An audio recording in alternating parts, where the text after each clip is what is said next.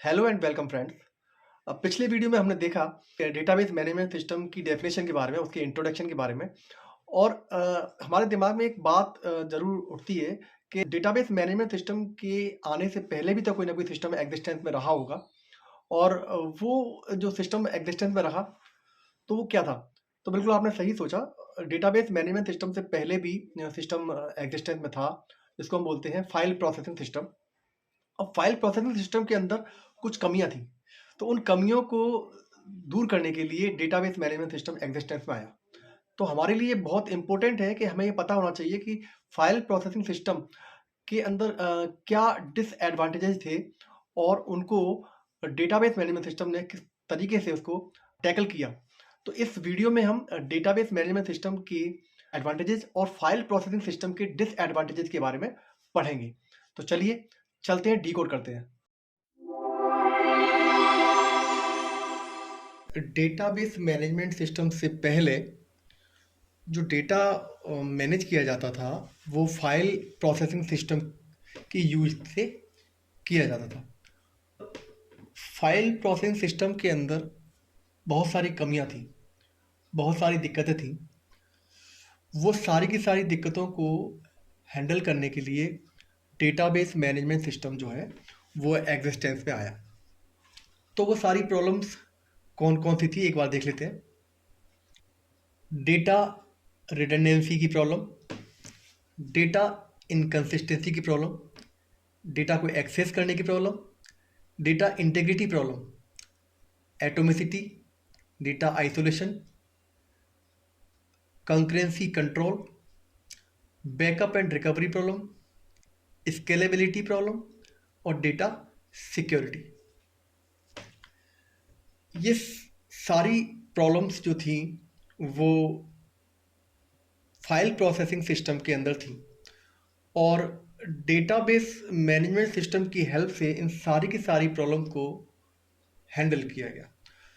तो इन सारी की सारी जो फाइल प्रोसेसिंग सिस्टम के डिसएडवांटेजेस हैं, या कह सकते हैं कि डेटाबेस मैनेजमेंट सिस्टम के एडवांटेजेस हैं, इनको हम इस आने वाले वीडियोस के अंदर हम डीकोड करेंगे। आज की वीडियो में हम केवल दो प्रॉब्लम को हम डिटेल में जानेंगे, डेटा रिडंडेंसी और डेटा इनकंसिस्टेंसी। हम समझेंगे कि डेटा रिडंडेंसी और इनकंसिस्टेंसी क्या है। आइए देखते हैं। डेटा रिडंडेंसी और डेटा इनकंसिस्टेंसी को हम साथ इसलिए पढ़ रहे हैं क्योंकि ये दोनों प्रॉब्लम जो हैं वो एक दूसरे से जुड़ी हुई है। अगर किसी भी डेटाबेस के अंदर डेटा की रिडंडेंसी होती है, डेटा जो है डुप्लीकेट होता है, तो उस डेटाबेस के अंदर डेटा कंसिस्टेंट नहीं रह सकता, उसमें डेटा इनकंसिस्टेंसी होने की पूरी पूरी संभावना है। पर इन चीज़ों को समझने से पहले हम समझें कि आखिर रिडंडेंसी का मतलब क्या है। तो देखो, सिंपल शब्दों में हम समझने की कोशिश करते हैं कि व्हाट इज रिडंडेंसी। अगर किसी भी डेटाबेस के अंदर, किसी भी सिस्टम, डेटा मैनेजमेंट सिस्टम के अंदर, हाँ, सेम पीस ऑफ डेटा जो है वो मल्टीपल प्लेसेस पे स्टोर्ड है। यानी कि सेम डेटा सेम डेटा जो है वो मल्टीपल जगह पर अगर स्टोर्ड है तो वो डेटा की डुप्लीकेसी कहलाएगी। ऐसे डेटा को हम रिडंडेंट डेटा बोलेंगे। ठीक है। अब रिडंडेंट डेटा एक एग्जांपल से समझते हैं। एग्जाम्पल के लिए हमने एक स्कूल का हमने एक डेटा सिस्टम दिया हुआ है, डेटा स्टोरेज सिस्टम दिया हुआ है। और उस स्कूल के डेटा स्टोरेज सिस्टम के अंतर्गत हमने देखा कि यहाँ पर तीन डिपार्टमेंट हैं। डिपार्टमेंट नंबर 1 है एडमिशन डिपार्टमेंट, डिपार्टमेंट नंबर 2 है फी डिपार्टमेंट, और डिपार्टमेंट नंबर जो 3 है वो है एग्जामिनेशन डिपार्टमेंट। ठीक है। तो सारे डिपार्टमेंट जो है वो अपने अपने पर्पज से एक फाइल के अंदर स्टूडेंट्स का डेटा स्टोर कर रहे हैं। ठीक है। कोई एक्सेल फाइल का इस्तेमाल कर रहा है, कोई वर्ड फाइल का इस्तेमाल कर रहा है, कोई नोटपैड का कर रहा है। मैंने एग्जांपल के तौर पे बताया है कि किस नॉर्मली ऐसा होता ही था। जिसको जैसा सहूलियत होती थी, जिसको जैसा उसकी नॉलेज होती थी, उस हिसाब से वो डेटा को फाइल्स में स्टोर करता था। ठीक है। तो यहाँ थोड़ी स्पेलिंग मिस्टेक है, प्लीज़ इग्नोर इट। ठीक है।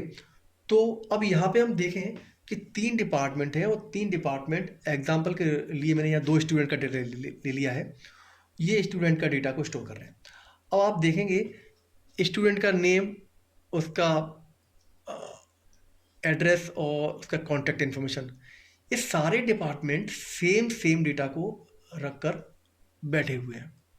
इसी चीज़ को हम डेटा की रिडंडेंसी बोलते हैं। दूसरे शब्दों में कहें तो डेटा की डुप्लीकेसी बोलते हैं। डुप्लीकेट डेटा है, सेम डेटा अगर 2 या 3 जगह रखा हुआ है, मल्टीपल जगह रखा हुआ है, तो वो डेटा जो है वो डुप्लीकेट डेटा रखा हुआ है। अब इस आपको एक छोटे से एग्जांपल में आपको देख के लग रहा होगा कि इससे क्या प्रॉब्लम है, पर ये बहुत बड़ी प्रॉब्लम है। सपोज कीजिए इस स्कूल में हमने जो डेटा लिया है वो केवल 2 स्टूडेंट का डेटा है। आप सोचेंगे 100 का होगा, 200 का होगा, 300 का होगा, कोई दिक्कत नहीं है। लेकिन अगर सपोज कीजिए यही डेटा अगर इसमें लगभग 40 से 50 लाख स्टूडेंट्स का डेटा अगर रखा हो तो क्या सिनारियो होगा। 40 से 50 लाख स्टूडेंट का डेटा हमने रखा हुआ है और सारे 3 डिपार्टमेंट हैं, 3-4 जितने भी डिपार्टमेंट हैं, वो सारे के सारे डिपार्टमेंट उन 40 से 50 लाख स्टूडेंट के लिए सेम इन्फॉर्मेशन को अपने अपने कंप्यूटर में स्टोर कर रहे हैं। उसका नाम, उसका एड्रेस, उसका कॉन्टैक्ट नंबर और भी फर्दर कोई और जो सेम इन्फॉर्मेशन है, वो सारे के सारे लोग 40-50 लाख स्टूडेंट के डेटा को रखे हुए हैं। सोचिए कितना सारा डेटा हो गया। ठीक है, अगर मैं इसको और बड़ा सोचें, और बड़े लेवल का डेटा है और इसमें अगर करोड़ों स्टूडेंट्स का डेटा है, तो सोचिए कितनी बड़ी प्रॉब्लम होगी कि तो कितना सारा हमारा स्टोरेज जो है जो वेस्ट जा रहा है। स्टोरेज कोई फ्री में तो आता नहीं है, स्टोरेज के लिए हमें पे करना पड़ता है और वो जो हमारा कॉस्टली स्टोरेज जो है वो अननेसेसरीली वेस्ट जा रहा है। तो इसको हम बोलते हैं डेटा की रिडंडेंसी, जो कि हमारे लिए कॉस्टफुल होती है। अब ये जो रिडंडेंसी की प्रॉब्लम है, जिसको ये अकेली नहीं आती। जब रिडंडेंसी की एग्जिस्टेंस होता है तो दूसरी प्रॉब्लम भी साथ साथ में आती है, वो होती है डेटा की इनकन्सिस्टेंसी की प्रॉब्लम। अब डेटा की इनकन्सिस्टेंसी क्या होती है, इसके लिए हम एक एग्जांपल लेते हैं। सपोज कीजिए इस स्टूडेंट ने, अक्षत ने एग्जामिनेशन के टाइम पे देखा कि उसका जो कॉन्टैक्ट इन्फॉर्मेशन लिखा हुआ है वो बाई मिस्टेक गलत लिखा हुआ है और उसने इस स्टूडेंट को जाके एग्जामिनेशन डिपार्टमेंट में अपडेट करा दिया और एग्जामिनेशन डिपार्टमेंट ने उस स्टूडेंट को सपोज दैट अपडेट कर लिया। ठीक है, लेकिन वो जो डेटा अपडेट किया गया वो सिर्फ और सिर्फ एग्जामिनेशन डिपार्टमेंट के अंदर अपडेट किया गया। लेकिन हम बाकी अलग जो 2 डिपार्टमेंट हैं उनके बारे में अगर देखें तो अभी भी उनके रिकॉर्ड में उस स्टूडेंट के नाम के आगे अभी भी गलत इन्फॉर्मेशन दर्ज है और यहाँ पर भी गलत इन्फॉर्मेशन दर्ज है। तो ये जो सिचुएशन है जहाँ पर कि एक ही डेटा की वैल्यू, भाई ये अक्षत जो है स्टूडेंट, इसका ये कॉन्टैक्ट इन्फॉर्मेशन है, अब उसी व्यक्ति की इन्फॉर्मेशन अलग अलग जगह पे अलग अलग है। यानी कि कहें अगर तो ये जो 2 डिपार्टमेंट है ये रॉन्ग इन्फॉर्मेशन अपने पास स्टोर किए हुए हैं। ठीक है, और ये जो डिपार्टमेंट है इसके पास अपडेटेड इन्फॉर्मेशन है। ये जो प्रॉब्लम जो अराइज हुई है, जो प्रॉब्लम उत्पन्न हुई है, उस प्रॉब्लम को ही हम बोलते हैं डेटा की इनकन्सिस्टेंसी। डेटा जो है वो through out the software, through out the database जो है वो कंसिस्टेंट होना चाहिए। कहने का मतलब कि एक डेटा की जो इन्फॉर्मेशन है, एक जो पर्टिकुलर वैल्यू है, वो अलग अलग जगह पे अलग अलग नहीं होनी चाहिए। पूरे डेटाबेस में वह एक इन्फॉर्मेशन जो है वो एक सी ही होनी चाहिए।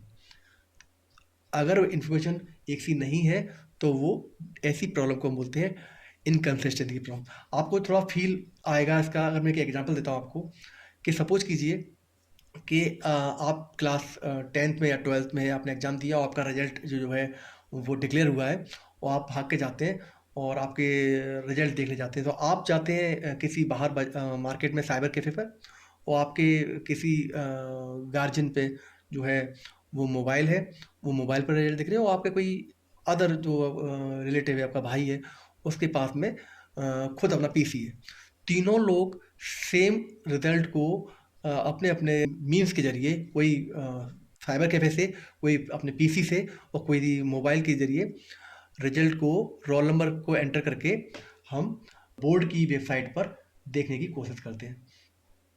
कैसा हो, अगर आप साइबर कैफे पर रिजल्ट देखने जाएं तो आपको जानकारी मिले कि आपका रिजल्ट जो है वो 75% है, और आप का जो भाई है जो पीसी पे देख रहा है उसको अगर रिजल्ट दिखाई दे, वहाँ दिखाई दे कि आपका 65% है, और आपके जो फैमिली मेम्बर हैं जो अपने घर पर मोबाइल पर देख रहे हैं उनको दिखता है कि वहाँ दिखाई दे कि वो स्टूडेंट जो है, वो जिसका रोल नंबर डाला गया है वो फेल है।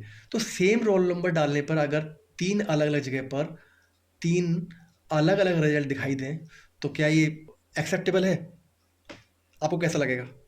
आपको लगेगा ये कोई मजाक है। तो ये जो ऐसा होता नहीं है।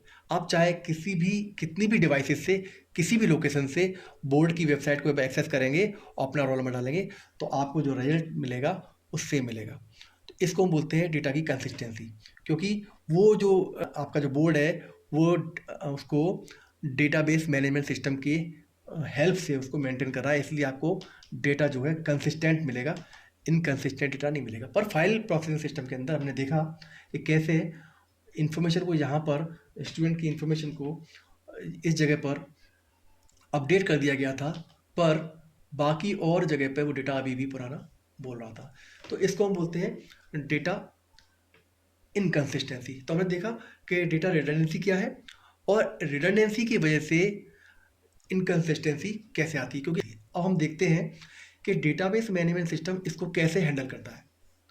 डेटाबेस मैनेजमेंट सिस्टम के अंदर जो फाइल्स हैं वो मल्टीपल जगह पर ना होकर, बल्कि वो एक सेंट्रलाइज्ड डेटाबेस सर्वर के अंदर स्टोर होती हैं। हमने पहले देखा था कि स्कूल फाइल प्रोसेसिंग सिस्टम के अंतर्गत 3 डिपार्टमेंट जो थे वो तीनों अपने अपने हिसाब से डेटा को रखे हुए थे अपनी फाइल्स के अंदर। पर डेटाबेस मैनेजमेंट सिस्टम के अंदर डेटा जो होता है वो सेंट्रलाइज डेटा होता है, और आप देख पा रहे हो पूरा का पूरा डेटा, उसका roll number, SR number, fees, roll number, उसका एड्रेस, सारा डेटा एक जगह पर रखा हुआ है। और फाइल प्रोसेसिंग सिस्टम की तरह इनकी जो इन्फॉर्मेशन है वो मल्टीपल टाइम्स नहीं लिखी हुई है। स्टूडेंट्स का नाम अगर लिखा हुआ है तो एक ही बार लिखा हुआ है, उसका एड्रेस अगर लिखा हुआ है तो एक ही बार लिखा हुआ है। तो यहाँ पर हमने देखा कि डेटाबेस मैनेजमेंट सिस्टम के अंदर रिडंडेंसी की प्रॉब्लम को किस प्रकार सेंट्रलाइज्ड डेटा रखकर सॉल्व किया जा सकता है। ठीक है, अब बात करते हैं क्या डेटाबेस मैनेजमेंट सिस्टम के अंदर हमने रिडंडेंसी की प्रॉब्लम को तो सेंट्रलाइज डेटा रखकर हमने सॉर्ट आउट किया, क्या यहाँ पर अभी भी इनकंसिस्टेंसी की प्रॉब्लम हो सकती है? तो उसको देखते हैं। हमने देखा पिछले एग्जाम्पल में एग्जामिनेशन डिपार्टमेंट के अंदर स्टूडेंट ने ये देखा कि उसका कॉन्टैक्ट इन्फॉर्मेशन, इस स्टूडेंट ने देखा, अक्षत ने, कि उसका कॉन्टैक्ट इन्फॉर्मेशन जो है वो गलत लिखा हुआ है। तो उसने एग्जामिनेशन डिपार्टमेंट को बोलकर उसको अपडेट करा दिया था। सपोज दैट उसने कुछ भी उसको अपडेट कराया था। तो एग्जामिनेशन डिपार्टमेंट को जब जानकारी आई तो उसने उस डेटा को अपने सिस्टम के थ्रू अपडेट किया। तो जो अपडेट किया वो इस फाइल में अपडेट हो जाएगा। ठीक है, अब इसने जब इस डेटा को इसमें अपडेट कर दिया तो एग्जामिनेशन डिपार्टमेंट के द्वारा ये डेटा जो अपडेट हुआ वो इस सेंट्रलाइज्ड डेटाबेस सिस्टम के अंदर रखे हुए डेटा में अपडेट हुआ। अब उसी पॉइंट ऑफ टाइम पे जब डेटा अपडेट कर दिया गया तो इन दोनों डिपार्टमेंट से कोई भी डिपार्टमेंट अगर डेटा को एक्सेस करने की कोशिश करेगा और इस स्टूडेंट का डेटा को हम अगर यहाँ से एक्सेस करने की कोशिश करेंगे तो इसको जो डेटा दिखाई देगा वो डेटा यही डेटा दिखाई देगा जो कि अपडेटेड डेटा है। ठीक है, इसी तरह से अगर ये डिपार्टमेंट भी इस स्टूडेंट के डेटा को अगर यहाँ से फैच करने की कोशिश करेगा तो उसको जो डेटा दिखाई देगा वही डेटा दिखाई देगा, क्योंकि एग्जामिनेशन डेटा डिपार्टमेंट ने इस डेटा को अपडेट कर दिया है। तो इन तीनों डिपार्टमेंट को सेम डेटा दिखाई देगा। ऐसा नहीं होगा कि एक डेटा जो यहाँ दिखाई दे रहा था वो अलग हो और यहाँ दिखाई देगा वो अलग हो यहाँ, क्योंकि वो डेटा जो उठा रहे हैं, जो डेटा जो उनको मिल रहा है वो इस सेंट्रलाइज्ड डेटाबेस सिस्टम से मिल रहा है। वो तीनों के तीनों अलग-अलग फ़ाइल प्रोसेसिंग सिस्टम की तरह अलग-अलग फ़ाइल्स पर काम नहीं कर रहे, बल्कि वो एक ही सेंट्रलाइज़्ड डेटाबेस सिस्टम को पर ही काम कर रहे हैं और सेंट्रलाइज़्ड डेटाबेस सिस्टम से ही डेटा को एक्सेस कर रहे हैं। तो यहाँ पर वो इनकंसिस्टेंसी की प्रॉब्लम जो है, वो नहीं रहेगी और डेटाबेस मैनेजमेंट की सिस्टम से उसको हम टैकल कर सकते हैं। तो हमने देखा कि डेटाबेस मैनेजमेंट सिस्टम की हेल्प से हम डेटा रिडंडेंसी और डेटा इनकंसिस्टेंसी की प्रॉब्लम को कैसे हम हैंडल कर सकते हैं। आगे आने वाले वीडियो में हम और फाइल प्रोसेसिंग सिस्टम का और डेटाबेस मैनेजमेंट सिस्टम की जो एडवांटेज डिसएडवांटेजेस हैं उनका कंपैरिजन करेंगे और जो प्रॉब्लम है फाइल प्रोसेसिंग सिस्टम की उनके बारे में बात करेंगे। तब तक के लिए थैंक यू।